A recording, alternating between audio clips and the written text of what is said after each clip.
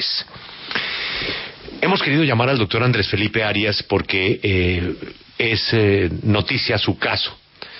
El tema tiene que ver con lo que puede pasar esta semana en la Honorable Corte Suprema de Justicia. La situación del doctor Arias llega a su hora cero en la Corte cuando se decida sobre la impugnación de la condena que tiene que responder o está respondiendo por irregularidades en la destinación de recursos del programa Agro Ingreso Seguro. El doctor Arias de comienzo a fin ha defendido su inocencia y ha estado privado de la libertad. La Fiscalía ha dicho que se debe mantener la condena que por corrupción en el caso Agroingreso Seguro impuso la misma Corte en contra del ministro de Agricultura del gobierno de Álvaro Uribe. La Procuraduría solicita a la Corte confirmar el fallo que condenó al exministro. El Ministerio de Agricultura, a través de su apoderada, Paula Andrea Rairán, piensa diferente. Pide la absolución de Andrés Felipe Arias. ¿Qué hará la Corte? Lo sabremos seguramente muy pronto. Señor exministro Andrés Felipe Arias, gracias por atendernos. Muy buenos días. Buenos días, Julio. A ti, a toda la mesa, los oyentes, estoy a sus órdenes. Gracias. Primero que todo, doctor Arias, quería preguntar cómo han sido estos momentos difíciles de la pandemia para usted, para sus seres queridos. Pues, Julio, yo creo que para mí y para toda la población carcelaria han sido unos meses muy difíciles porque no hemos podido recibir las visitas de la familia. Solo hasta hace poco se pudo empezar a recibir a los abogados. Y eso a cualquier persona privada de la libertad le menoscaba la tranquilidad, la paz. Pero bueno, esos son pues temas que no puede controlar uno, que no están en las manos de nadie ni de las autoridades y bueno, pues hay que soportarlo con tranquilidad y con fe en que todo algún día va a salir bien, pero por supuesto que ha sido bien difícil. Doctor Arias, en la reclusión me imagino que usted ha pasado horas de muchas reflexiones, de mirar para atrás en su vida, de las cosas que hemos hecho bien, otras que hemos hecho regular, otras que no hemos debido hacer, como nos pasa a todos los seres humanos cuando nos acostamos a dormir. Pero usted ha tenido más tiempo porque pues ha estado privado de su libertad para este tipo de reflexiones. Antes de ir al caso suyo y a lo que ha pasado con Fiscalía y Procuraduría y puede pasar con la Corte, en esas reflexiones, doctor Arias, y no sé, siguiendo el ejemplo de otras personas que han preferido un principio de oportunidad, colaborar con las autoridades y salir de su problema de la mejor manera posible, usted no ha querido. Usted ha insistido en llevar hasta las últimas consecuencias su inocencia. ¿Se arrepiente de no haber hecho un arreglo en su momento? Yo no me arrepiento y le confieso, mucha gente me lo ha dicho, hombre, ya estarías afuera, ya hubieras cumplido las 3/5 partes, ya estarías en libertad condicional. Pero Julio, yo no me arrepiento porque lo que yo me he examinado a mí mismo me indica que primero soy un hombre inocente y que yo no sería capaz de mirar a los ojos a mis hijos, a mis 2 hijos, a Juanpe y a Elo y decirles que acepté un delito que no cometí. No sería capaz de vivir con eso el resto de mi vida. Entonces, pues opté por mantenerme en mi posición, en mi verdad, en mi integridad. Le confieso que obvio que se piensa. Allá en esa cárcel de Estados Unidos pues eran días y días seguidos encerrado en una celda y lo que se siente usted sabiéndose inocente en una celda por la noche oyendo esos gritos de todo el mundo en ese búnker dándole patadas a las puertas y usted sabiéndose inocente sin saber qué va a ser de su futuro, de sus hijos, de su esposa, pues obviamente que lo lleva uno a pensar muchas cosas. Pero yo me decía a mí mismo, pero es que yo no he cometido un delito, yo tengo que mantenerme en mi verdad, en mi posición, en lo que siempre he dicho. Y Julio, así lo voy a hacer hasta el último día de mi vida. Mucha gente me ha dicho, hombre, ¿usted por qué no señala a Uribe? Y yo, pero es que no tengo nada que señalar, no tengo nada que señalar. Si tuviera, pues lo haría, pero es que no, yo a ese señor no vi ningún ejemplo malo o alguna cosa ilegal. Y yo, ¿cómo voy a aceptar entonces un delito que no cometí? No podría hacerlo. Se reflexiona sobre eso, es cierto, pero no. Yo estoy en mi verdad, en mi integridad, y así va a ser hasta el último día de mi vida. Pero en esas largas horas de reflexión, usted sí debió encontrar algún error que cometió. Yo no he debido hacer esto. Le doy un ejemplo, es un ejemplo. Yo no debí irme de Colombia para los Estados Unidos de la manera en que me fui. Yo no debí haber confiado en, no sé, en tales personas. Algo que usted reconozca que fue un error. Sobre la ida para Estados Unidos, Julio, no me arrepiento por lo siguiente. Yo salí de acá sin restricción alguna, yo podía salir del país, tenía libertad incondicional, y simplemente acudí a una instancia internacional que es válida, que es legítima, gracias a la cual el Comité de Derechos Humanos de Naciones Unidas emitió un dictamen diciéndole al Estado colombiano que me debían dar la oportunidad de impugnar mi condena, que esa ha sido mi batalla, usted lo sabe. Por supuesto que yo he pensado, dicho, hombre, yo en qué me equivoqué, y la conclusión a la que yo llego es, hombre, yo me equivoqué, no en el programa, no en la forma como conduje el ministerio, allá logramos resultados muy buenos. Yo de pronto me equivoqué fue en graduar unos enemigos políticos que yo no debía haber graduado. Esa es mi reflexión. Y así se lo decía a una persona que el año pasado, antes de la pandemia, me visitó y me pidió un consejo porque quiere aspirar. Y yo le dije, hombre, no gradúe enemigos, trate de hacer amigos sin violar sus principios. No gradúe enemigos en todo lado. Creo que ese fue un error mío, inclusive nuestro, del gobierno. Y bueno, pues esas son las reflexiones que se van haciendo en la vida. Pero con respecto al programa, con respecto al ministerio, yo me examino, es que me he examinado noches y noches y noches enteras, encerrado o en una celda o acá en el pabellón en el que estoy, y digo, hombre, lo hicimos bien. Que unas personas violentaron el programa y cometieron un fraude es otra cosa, pero nosotros lo hicimos bien, o sea, nosotros no cometimos ningún delito, y cuando digo nosotros, hablo no solo por mí, sino por mis funcionarios, los del ministerio. Exministro, buenos días. Le pregunto, ¿cuáles son esos o quiénes son esos enemigos políticos que usted graduó? ¿Cuáles son los nombres de esos enemigos políticos a los que usted está mencionando en este momento? No, yo no quiero entrar en ese detalle, porque no quiero seguir exacerbando ese problema, pero pues por supuesto que se sabe. Yo creo que no hay que ser un experto en política para saber quiénes han sido nuestros adversarios y quiénes han querido llevar a la cárcel no solo a Andrés Felipe Arias, sino a mis compañeros. O sea, le estoy hablando de Diego Palacio, de Sabas Pretel, de María del Pilar Hurtado, de Alberto Velázquez, de tantas personas pues que hicimos parte de ese gobierno, y también de llevar a la cárcel a quien lideraba el gobierno que nosotros servimos y defendimos. Pero yo ya en este punto pues no quiero exacerbar eso ni entrar en esa confrontación. Ahora que usted habla de todas esas personas y del propio caso suyo y de enemigos que usted no quiere identificar, ¿usted no cree que otro de los detonantes de toda esa situación que vivieron todos ustedes fue el haber insistido en ese segundo mandato del expresidente Uribe?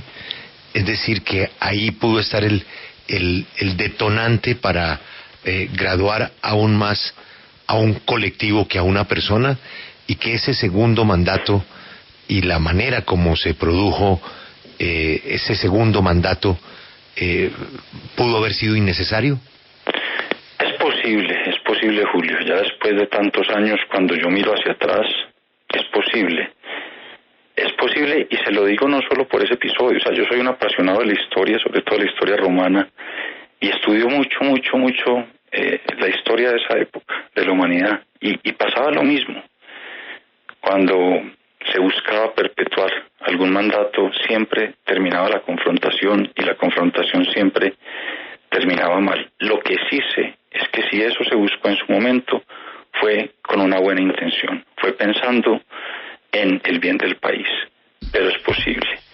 Entonces, pues no sé, o sea, también he pensado que, además de eso, una confrontación tan severa contra la justicia también no fue oportuna, porque yo me he dado cuenta en este proceso que la mayoría de los jueces de Colombia, y no estoy hablando de magistrados, pues estoy hablando de jueces, son personas honestas que quieren hacer su trabajo bien. Creo que en estas semanas hemos visto ejemplos claros de eso, que son íntegras, y esa confrontación así tan severa, tan abierta, de pronto no debió darse. Por supuesto que había unos elementos ahí adentro que el Estado estaba en su obligación de encontrar o señalar o judicializar o lo que fuera, pero no era toda la justicia. Son reflexiones que se van haciendo con el tiempo, pues, y bueno, lo que sí sé es que todo siempre se hizo con la mejor intención y la mejor buena voluntad. Sigamos de reflexiones, doctor Arias. Usted no puede impedir que unas personas lo quieran defender y se la quieran jugar por usted, porque eso pues enaltece la amistad de esas personas y de la buena opinión que tienen sobre usted. Pero ya mirando cómo estamos haciendo este ejercicio en retrospectiva, haber ido y haberse movilizado con la justicia de los Estados Unidos, ¿no fue un error? No creo, Julio. Entre otras cosas, porque cuando yo salgo del país, salgo con la plena autorización de la embajada. Yo no sé si es un tema pues que se sepa todavía, pero yo venía hablando con ellos desde hacía tiempo. Ese día yo tuve dos conversaciones y les dije, mire, yo quiero dar este paso, yo en este momento todavía no hay un veredicto, no hay un juicio, digamos no hay una decisión de la Corte porque no la había, pero habían pasado ya tantos meses de los alegatos finales de mi caso, que era ya demasiado extraño, y aplazaban, y yo dije, quiero salir a pedir un asilo en Estados Unidos.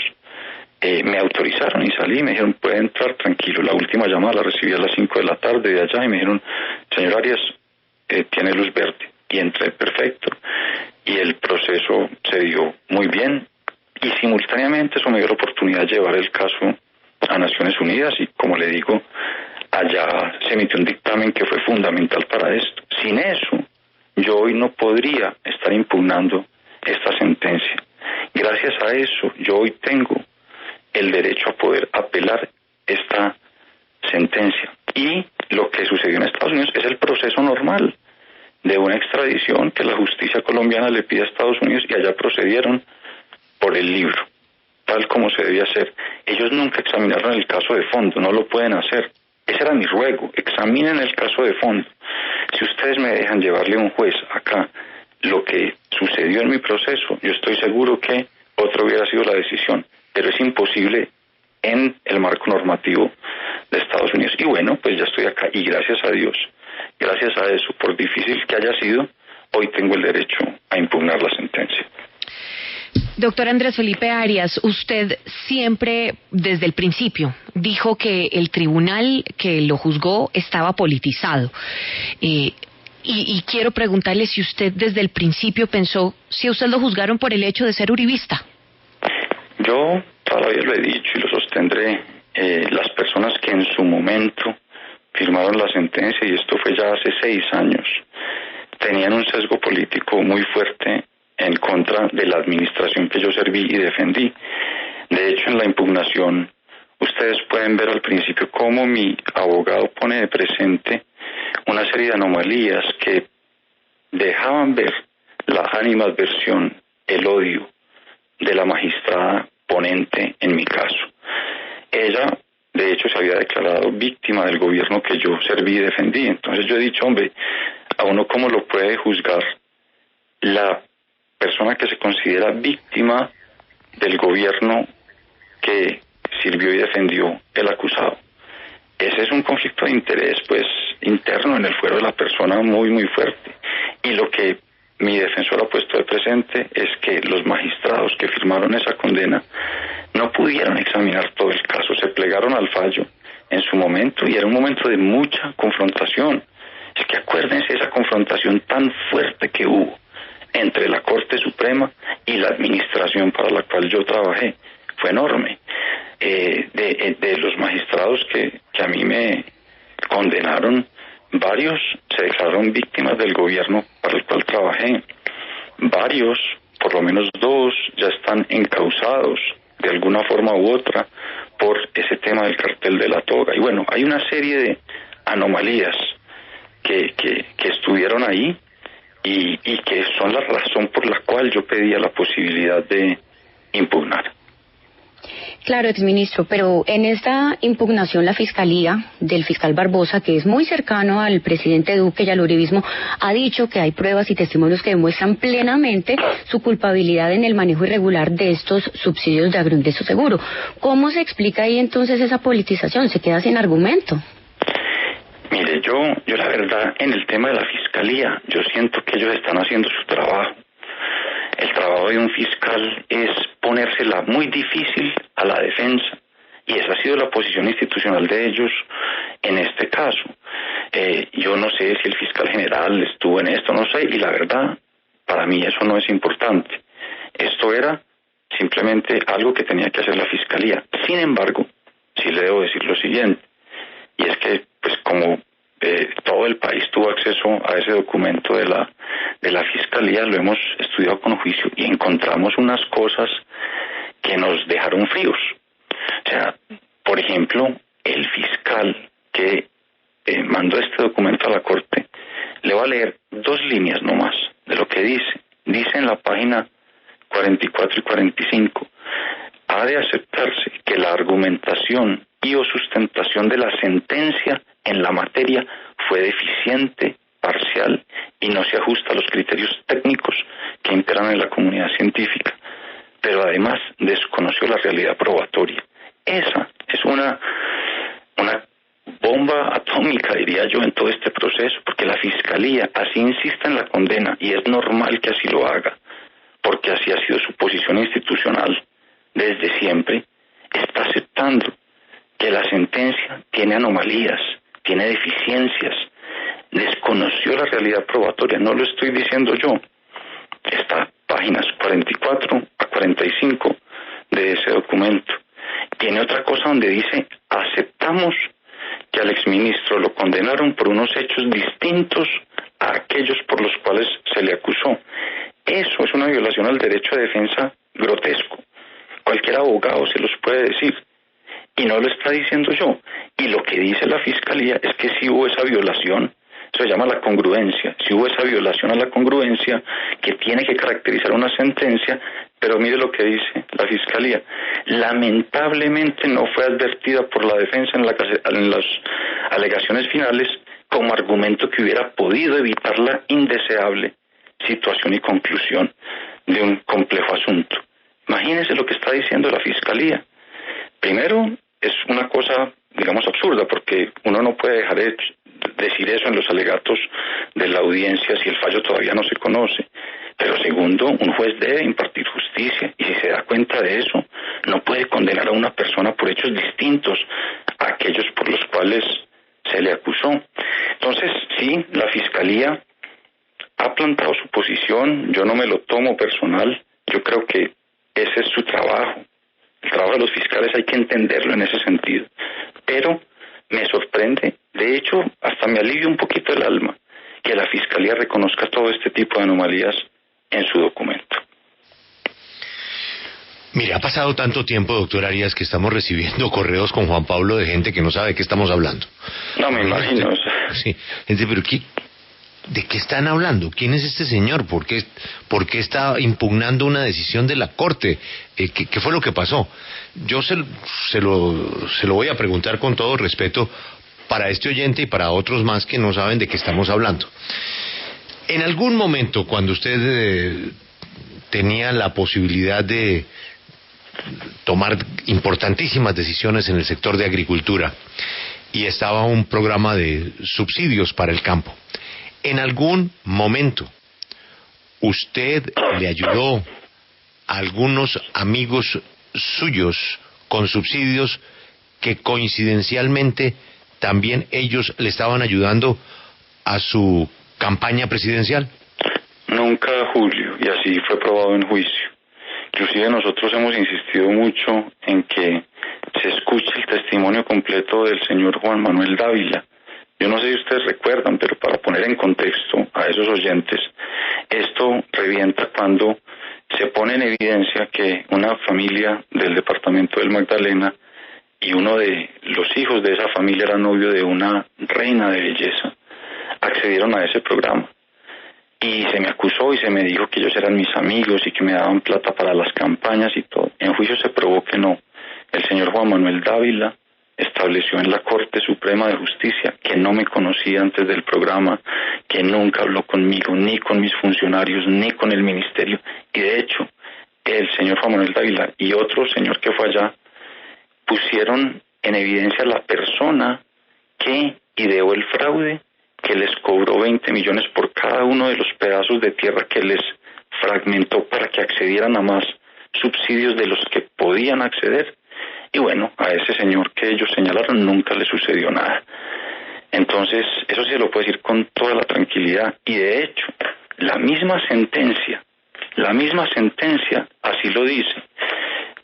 Usted ya se imaginará que yo me conozco esa sentencia de memoria, pero en la página 377, la sentencia dice que el fallo se funda en la demostración, más allá de la duda razonable, de esos presupuestos legales, no en las actuaciones que haya cumplido en ejercicio de sus derechos electorales.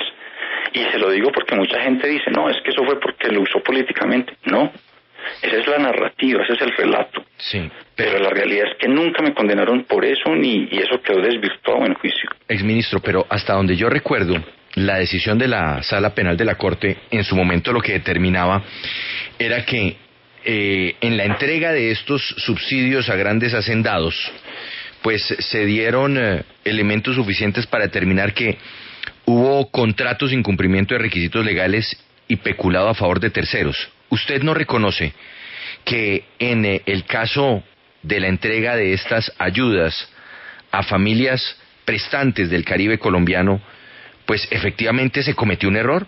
Porque la ayuda de Agroingreso Seguro era para pequeños productores, para productores que no necesitaran esos subsidios que terminan entregándosele a grandes terratenientes del norte de Colombia. Juan Pablo, no. Nosotros no podíamos excluir a ningún tipo de productor. La ley lo impedía. La ley de Agroingreso Seguro decía, hombre, acá tienen que incluir a todos los agricultores, porque eran todos los que iban a competir, todos los agricultores, grandes, pequeños, medianos, contra la avalancha de importaciones que se podían venir de Estados Unidos con el Tratado de Libre Comercio. Entonces, a todos se les incluyó. Sin embargo, y esto es muy importante, sin embargo, el programa lo diseñamos, y así terminó sucediendo, para que la gran mayoría de proyectos, de ayudas, de apoyos llegaran a los pequeños y a los medianos. Le voy a dar un numerito, yo sé que esto es árido, pero solo uno. Se beneficiaron 380,000 familias, y de esas, como el 96-97% eran pequeñas y medianas, y más del 90% de la plata le llegó a pequeños y medianos agricultores. Fue un programa completamente progresivo que llegó en su mayoría al pequeño y al mediano. Ahora bien, usted dice los delitos por los cuales me condenaron. No fue porque yo hubiera celebrado contratos con esas familias, eso no es así. A mí me condenan porque celebré unos convenios de ciencia y tecnología con el Instituto Interamericano de Cooperación para la Agricultura, que hace parte de la Organización de Estados Americanos. Y esto se lo digo porque aquí viene la posición del ministerio. El ministerio le está diciendo hoy al juez, el ministerio que es la víctima declarada de este proceso, le está diciendo al juez, es decir, a la sala que va a decidir sobre mi impugnación, le está diciendo, aquí no hay delito con este señor. ¿Por qué? Porque ese tipo de convenios sí son de ciencia y tecnología, porque el riego y el drenaje, que era para lo que se iba a usar esa plata es transferencia tecnológica a cualquier agricultor, y él sí podía celebrar esos convenios con esa entidad, con ese organismo internacional, de manera directa y sin licitación alguna, como lo han hecho todos los ministros y como lo siguen haciendo todos los ministros. Yo ayer hablaba con un amigo y le decía, hombre, es que esto es como que unos ladrones se meten a robar a una casa y rompen los vidrios para entrar, los agarran, los capturan, devuelven lo que se robaron, los llevan ante la justicia, y luego la fiscalía quiere meter a la cárcel y condenar al que instaló los vidrios, y sale la víctima, el dueño de la casa, y le dice al juez, no, el que instaló los vidrios no tiene nada que ver, porque entre otras cosas, esos vidrios se han instalado de esa misma manera toda la vida en esta casa y en este vecindario. Dentro de la decisión también se señalaba, señor exministro, que la contratación o los convenios que se firmaron con el IICA, al haberlos hecho de manera directa y no mediante licitación o concurso público, pues lo que se termina haciendo es saltarse la regla general y más bien dándole rapidez a la ejecución de esos recursos que tenían que llegar a esos terratenientes. No hubo una falla a la hora de hacer estos convenios de manera directa en lugar de proceder a través de un proceso de licitación o de concurso público para garantizar transparencia también en esa vinculación con el IICA que usted ya mencionó? Yo creo, Juan Pablo, que el error hubiera sido hacer lo contrario. Esto es un tema tan técnico, tan científico, y la forma de llevarle riego y drenaje a un agricultor. Son tecnologías muy complejas. Eso no es que usted eche una manguerita y hace un huequito y llega el agua, no. Eso hay tecnologías israelíes, americanas. Bueno, es un tema tecnológico complejo y requiere una experticia y una capacidad científica para hacerlo enorme. Entonces, lo raro hubiera sido que yo hubiera hecho todo lo contrario, que le hubiera dado eso a un socio del ministerio o a una empresa privada que no hubiera tenido experiencia en esto. Es que aquí lo hicimos con el organismo que no tiene ánimo de lucro, que ha trabajado como socio del ministerio toda la vida, que tiene la idoneidad, la experticia, que no tiene ánimo de lucro, es que es de la OEA, es que el IICA es a la OEA como la FAO es a Naciones Unidas. Y lo que de hecho el ministerio en ese documento, la víctima le está diciendo al juez, hombre, así se ha hecho toda la vida, todos los ministros lo han celebrado así. Allá fueron ministros al juicio y lo dijeron, es que el IICA es la entidad socia, cooperante de ciencia y tecnología del ministerio por naturaleza. Así lo siguen haciendo y se ha celebrado de manera directa porque son temas de ciencia y tecnología. De hecho, la Fiscalía lo reconoció por primera vez en ese documento que ustedes mencionan. En la página 44 dice, esta delegada ha de consentir en que no cabe duda que la instalación de sistemas de riego y drenaje en el campo constituye un avance tecnológico, transferencia de tecnología e innovación para el agro. Y eso es lo que a mí me daba fundamento, tal como me lo dijeron mis jurídicos en ese momento, para celebrar el convenio directamente. Lo raro hubiera sido que eso se hubiera hecho de otra manera. Ahí se hubiera quedado en manos de un carrusel de la contratación, yo no sé. Era con esa entidad. Yo no hubiera hecho nada distinto si tengo la oportunidad de volverlo a hacer. Y en cuanto a al fraccionamiento de predios, ¿por qué esa es otra de las irregularidades señaladas en su momento por la Sala Penal de la Corte, señalando que usted podría haber advertido un fraccionamiento de predios de esos grandes terratenientes del Caribe colombiano que sirvieron para que se terminaran dirigiendo hacia allá los recursos que se iban a asignar a través del programa Agroingreso Seguro, y que era tan evidente, dijo en su momento la magistrada, era tan evidente el fraccionamiento que usted como ministro debería haberse dado cuenta y debería haber reaccionado de alguna forma. ¿Eso usted no lo vio? No, y quedó probado en juicio. El ministro, o sea, en mi caso, yo ni revisaba las listas, eso no lo hacía el ministerio, ni siquiera eso lo hacía el IICA. Por eso se se hizo ese convenio con el IICA. El IICA era el que identificaba, seleccionaba, evaluaba, calificaba, filtraba a todos esos proyectos. Entonces decían, pero es que en las listas habían nombres muy parecidos, que con el 1, el 2, el 3 y el 4. Pues primero, el ministro no mira esas listas. O sea, pregúntele a cualquier ministro de cualquier gobierno si a él le pasan unas listas de quiénes son los beneficiarios de algún programa. Pues por lo menos en mi caso no era así, porque yo eso lo delegaba completamente en las instancias técnicas. Y en segundo lugar, en el juicio mostramos que había, por ejemplo, un montón de pequeñas asociaciones de agricultores con el mismo nombre, 1, 2, 3, 4, que accedían a los programas. Entonces ahí también hubiera habido alguna anomalía. Por supuesto que no. Lo que sucedió fue que unas pocas personas, 12 familias, son como 12 o 13, de 380,000 le hicieron trampa a un programa. Es que eso estaba prohibido, eso no lo podían hacer. Es como el que rompe el vidrio y entra, está rompiendo el vidrio, pero no por eso pueden condenar al que instaló los vidrios. Y eso es lo que hemos tratado de poner de presente todo este tiempo. Y bueno, la impugnación precisamente va en ese sentido. Es más, al juicio fueron todos los evaluadores del IIC que dijeron, mire, este señor nunca nos llamó, nunca nos dijo cómo debíamos hacerlo, nada.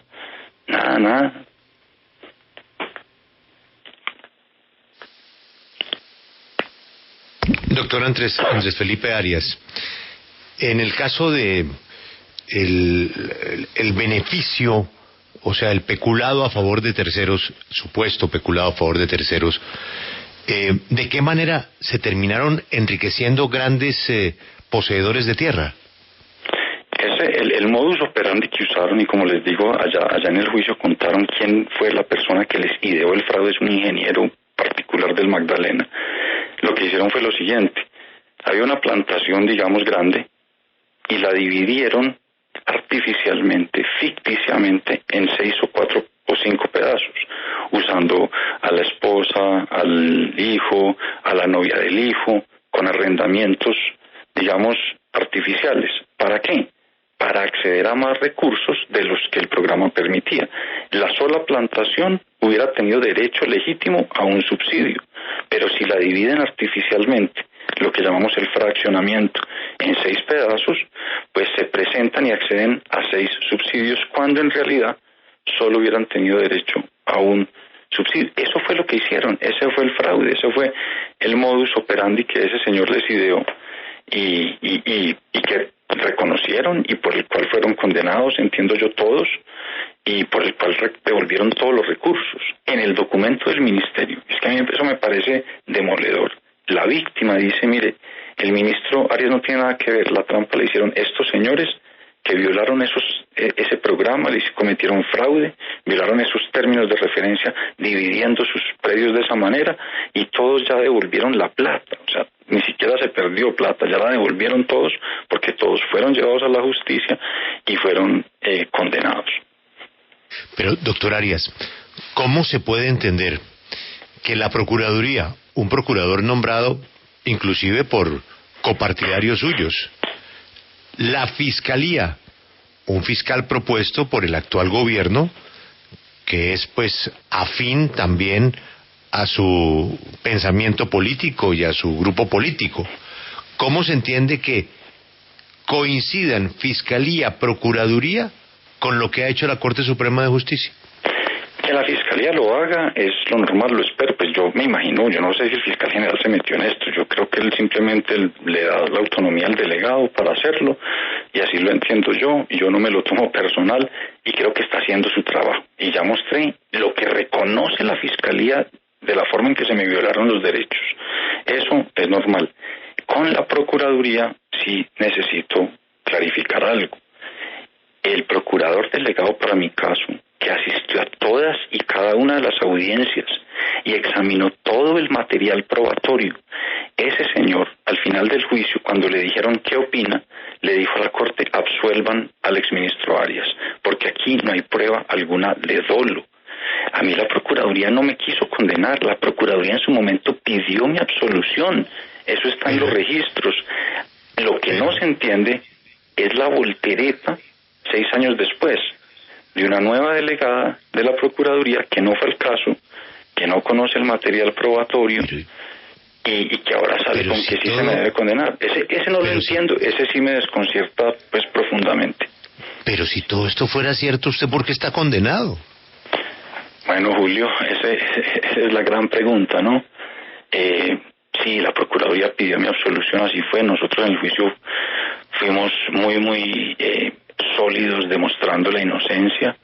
Y bueno, ustedes saben que pues de todo lo que se ha conversado, de las anomalías, de las violaciones al derecho de defensa, que la misma Fiscalía está reconociendo. Y por eso ahora, mejor dicho, por eso mi batalla siempre fue: debo poder impugnar. Alguien distinto, independiente, tiene que mirar esto. Sin ese sesgo, esa rabia que había contra nosotros, los funcionarios de Uribe en su momento. Si alguien, sin esa rabia, sin ese sesgo, examina esto desapasionadamente y lo hace en plena integridad, yo no entendería cómo puede dormir el resto de su vida tranquilo si me vuelve a condenar, porque es que las pruebas son demoledoras. Y esas son las garantías que ahora esperamos, y esa fue la batalla que dimos, el derecho a poder impugnar. Exministro, usted nos ha hecho una comparación con el que contrata el cambio de un vidrio, el que cambia el vidrio y el que rompe el vidrio, que es el delincuente. Y usted nos dice qué culpa tiene quien cambió el vidrio, el que lo instaló. El que lo instaló, bueno, de que lo hayan roto para meterse a robar. Pero es que el problema es que usted como ministro no fue quien instaló el vidrio. Usted tenía que cuidar ese vidrio. Porque es que cuando se firma un contrato o un convenio, pues un convenio se firma con una empresa X o con una organización no gubernamental Y. Pero es que sigue recayendo sobre quien hace el contrato o el convenio, que es el ministerio, en ese momento encabezado por usted, la responsabilidad de supervisar el mismo. Y en este caso, pues ¿cómo es posible que el supervisor no se hubiera dado cuenta que unos grandes terratenientes fragmentaron, como usted bien lo acaba de relatar, unos terrenos para llevarse más de un subsidio, terratenientes que de alguna manera terminaban siendo cercanos a la cartera, terminaban siendo cercanos a unos líderes políticos que estaban de alguna manera vinculados a usted? Es que el problema no es quien instaló el vidrio, el problema es que usted tenía que cuidar el vidrio, y el vidrio no lo cuidó. Juan Pablo, primero, esas personas no eran cercanas a mí, eso quedó probado en juicio. Pues se dijo mucho, obvio, es lo natural que lo acusen a uno de eso, pero cercanas a mí, no, ni como personas naturales, ni como familias, ni como grupos políticos. O sea, eso, de hecho, yo en ese departamento perdí la elección. Eso no era un tema político mío. Segundo, al tema del vidrio, porque el ministro es el que instala el vidrio, pero lo instala ahí y en todo el vecindario y en toda la ciudad, y está pendiente del manejo de la ciudad. Y el ministro, y esto fue lo que yo hice, cuando instala el vidrio, claro, tiene que buscar la forma en que se proteja. Sendos comités administrativos, sendo comité interventor, se le puso a cada uno de los convenios. Y lo que se probó en el juicio, Juan Pablo, es que en ninguna de las actas, en donde estaban funcionarios técnicos del Ministerio del IICA, se estableció que había alguna anomalía de este tipo. Entonces yo me pregunto, si usted como ministro pone los filtros de seguridad, y en esos filtros de seguridad nadie le indica que puede estar dándose una anomalía, entonces ¿cómo puede hacer? O sea, ¿de dónde saca la clarividencia? Si está atendiendo los vidrios de toda la ciudad, está instalando unos aquí, otros allá, está revisando, está viendo, hombre, está bien el programa, ¿han roto algún vidrio? No se ha roto ningún vidrio. Entonces, ¿cómo puede usted saber? Es que el cargo de un ministro no es técnico, el cargo de un ministro es político en el buen sentido de la palabra. El ministro está en las regiones, en el Congreso, diseñando la política pública, pero esa implementación técnica, en este caso era a ese instituto socio cooperante del ministerio. Yo lo digo hoy y lo reiteraré hasta el último día de mi vida. Ni el ministro, ni los viceministros, ni los funcionarios del ministerio tuvieron señal indicativa de quienes estaban en campo de que eso estaba sucediendo. Doctor Andrés Felipe Arias, usted nunca evitó que los beneficiarios de Agroingreso Seguro colaboraran con la Fiscalía, porque eso es lo que la Fiscalía en este momento pues tiene claro. Pero ¿cómo iba a evitar que colaboraran? Yo lo que entiendo que sucedió pues es lo que entiendo, lo que he visto del proceso, es que todos ellos admitieron su falla, todos ellos, todos, absolutamente todos. Reconocieron el error, aceptaron la condena y devolvieron los recursos. Y yo me imagino que a todos ellos les preguntaron por mí y ninguno dijo nada de mí, porque no me conocían, porque no hubo interacción conmigo. ¿Usted cree, María Camila, que si alguno de esos que cometió el fraude hubiera tenido algo que ver conmigo,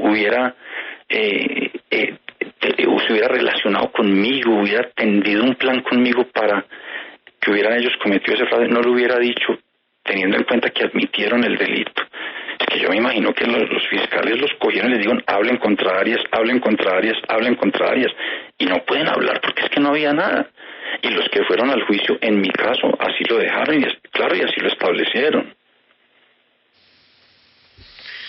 Exministro Andrés Felipe Arias, muchas gracias por atendernos y estaremos atentos entonces a lo que responda a la Corte a esta impugnación. Ha sido usted muy amable. Muchas gracias, Julio, a usted, a la mesa, a todos los oyentes, que tengan muy buen día.